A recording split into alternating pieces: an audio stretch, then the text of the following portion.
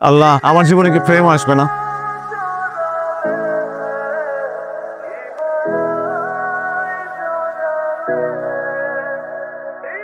আরে কি আপনি? আরে পরিচয় পরে দেওয়া যাবে, আমার পিছনে গুন্ডা।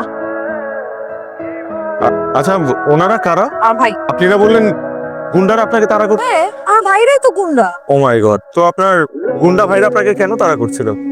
আমি আমার বিয়ের আসর থেকে পালিয়ে মানে এখন কি বয়ফ্রেন্ডের কাছে যাবেন? বয়ফ্রেন্ডের কাছে কেন যাবো? আমার তো বয়ফ্রেন্ডই নাই।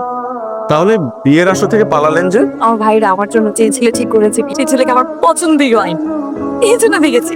দোস্ত, পাত্রী পেয়ে গেছি। বলিস কি? একদম বিয়ের লেহেঙ্গা পরে রেডি, শুধু কবুল বলা বাকি। কিভাবে পাইলি? তুই বেশি কথা বলিস না তো। অ্যাড্রেস দিচ্ছি, অ্যাড্রেসে চলে আয় তাড়াতাড়ি। এত সুন্দর নিচে কেমন পড়েলি? এখনো পটাই নাই। পটাইতে হবে। বুঝতে পারছি। টাকার ব্যবস্থা করতে হবে তো, কোনো টেনশন। বলছিলাম না যে জিজওয়ানিতে 7-10টার মধ্যে মাসে আসসালামু আলাইকুম আন্টি। ওয়ালাইকুম আসসালাম। ও কে? আমো আমো শুনো, ওরা পালে আসছে, তুমি চলো, আমি তোমার সঙ্গে বুঝা করছি।